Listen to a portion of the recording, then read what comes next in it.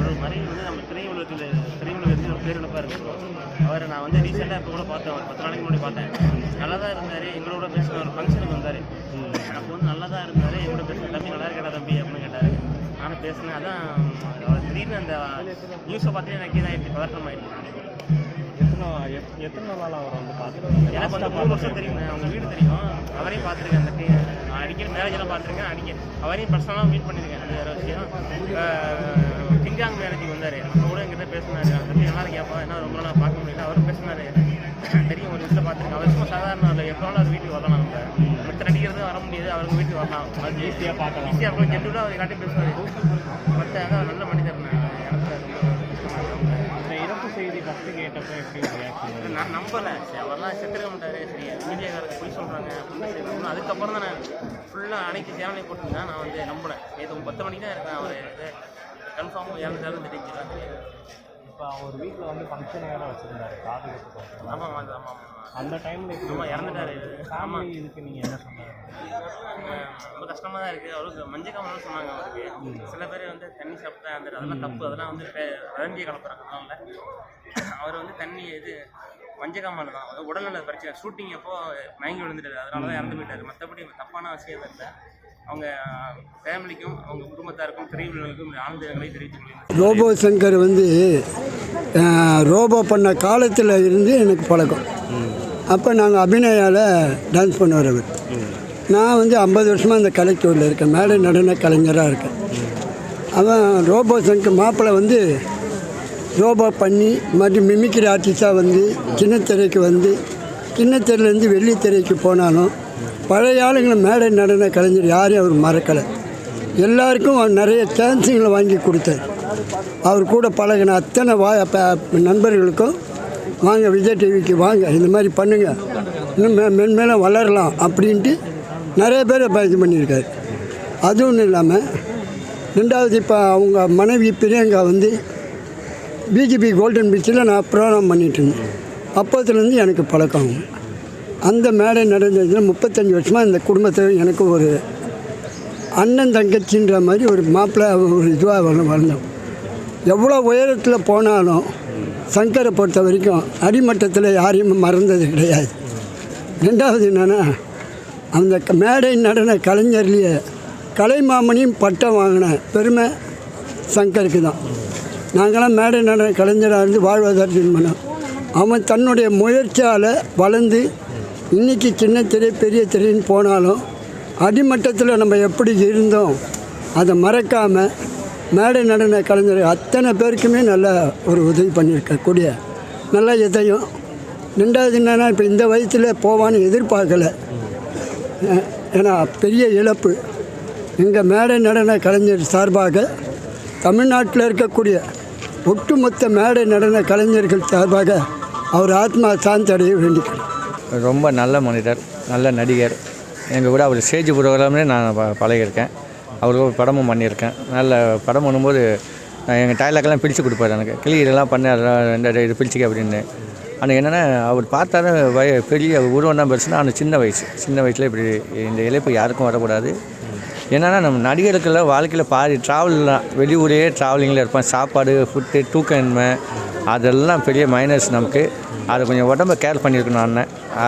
அதனால் அது பெரிய இது. ஏன்னா அவர் இழப்பு சாதாரண இழப்பு கிடையாது. ஏன்னா அவங்க ஃபேமிலி என்ன நல்லா கஷ்டப்படும்போது கஷ்டப்பட்டாங்க, நல்லா வாழும்போது டக்குன்னு இல்லைங்கிறது அது எல்லாருக்கும் இழப்பு தான். அவங்க குடும்பத்தார் ரொம்ப அந்த அண்ணியும் சரி பிள்ளைங்களும் சரி அது யாருக்கும் இதை வரக்கூடாது.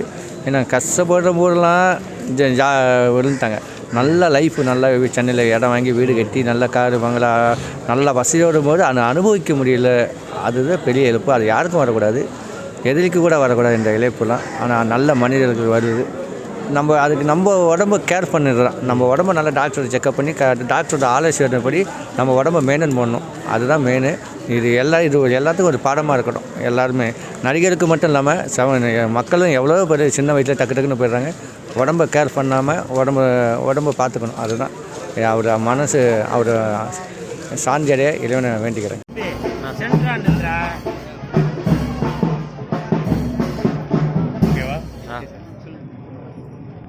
ரோபோ சங்கர் நம்ம விட்டு பிரிந்து விட்டார்.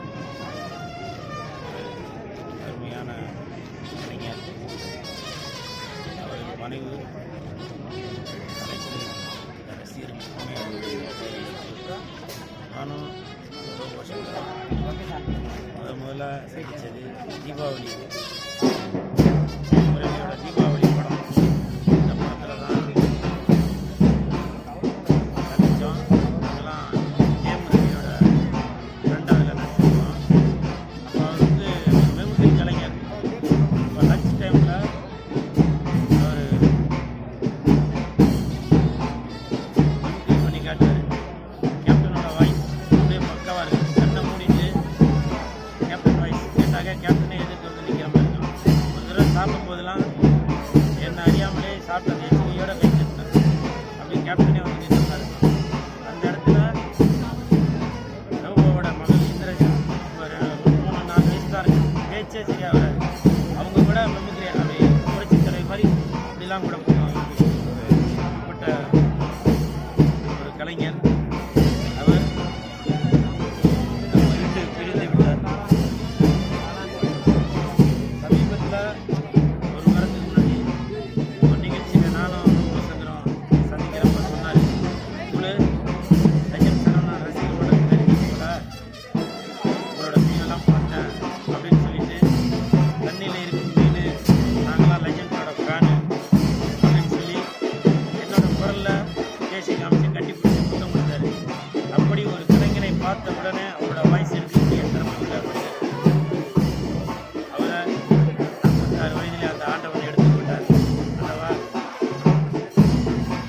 உனக்கு இந்த மாதிரி கலைஞர்களோட உயிர் தான் வேணும் அப்படின்னு சிரிக்க வைத்து சிந்திக்க கொண்டிருக்கும். இந்த மாதிரி உயிரை விட்டு என்னை எடுத்துங்க. இதுதான் இந்த கலைஞர்களுக்கு நான் செய்யும் உதவி. ரோபோ சங்கர் ஒரு நாடக கலைஞர், நடன கலைஞர். அதனால தான் நான் நடனமாடியே அவருக்கு அஞ்சலி செலுத்துவதற்காக வந்தேன். அவர் ஆத்மா சாந்தி அடையட்டும். அது மட்டும் இல்லை, இது ஒரு தவறான செய்தியை பரப்பி வருகிறது. மதுவாக தான் அவர் இறந்தார் அப்படின்னு. அப்படியெல்லாம் இல்லை. மதுக்கு அடிமையாக இருந்தார்.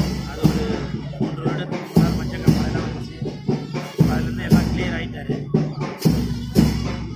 இப்போ கடந்த சில நாட்களாக உடல்நிலை சரியில்லாத காரணத்தால் இயற்கை அவரை அழைத்து போனது. தயவு செஞ்சு அந்த தவறான செய்தியை பரப்பாதீங்க. ஆனால் மது நாட்டுக்கும் வீட்டுக்கும் உயிருக்கும் கேடு. தயவு செஞ்சு யாரும் மது அருந்தாதீங்க. மதுனால் உயிர் போகிறது மட்டும் இல்லை, அவங்க குடும்பத்திற்கே அது உத்தம் தான். ஆனால் இந்த செய்தி ஒரு தவறான செய்தி. ரோபோ உயிர் போனதற்கு காரணம் மது என்பது அதெல்லாம் இல்லை. ஏன்னா ரோபோ பல பேட்டிகளை சொல்லியிருக்காரு, நான் மதுக்கு அடிமையாக தான் இருந்தேன், நான் குடிக்காத சரக்கு இல்லை, ஏறாத பிளைட் இல்லை, இப்படிலாம் சொல்லியிருக்காரு. ஆனால் இப்போ அது எல்லாத்தையும் விட்டுட்டாரு. ஒரு நார்மல் பர்சன் அவர். ஆனால் அவர் இந்த இயற்கைக்கு ஒத்துழைக்க முடியல. அவர் ஆத்மா சாந்தி அடையும்.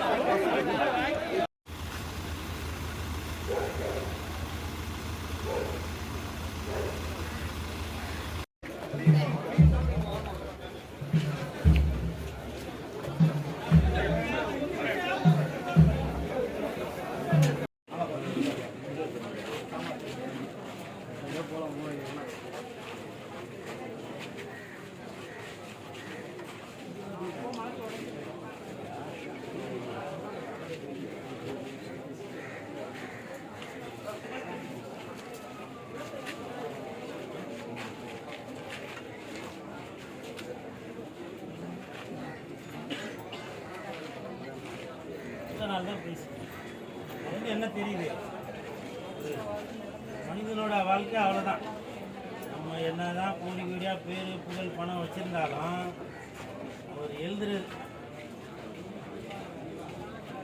என்ன எழுதுறாரு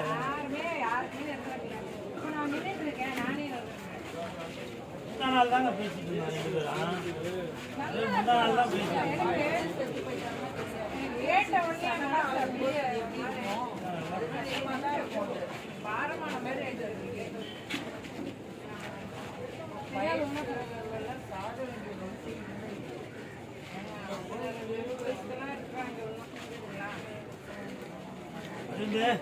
ஃபுல்லாகவே எல்லாமே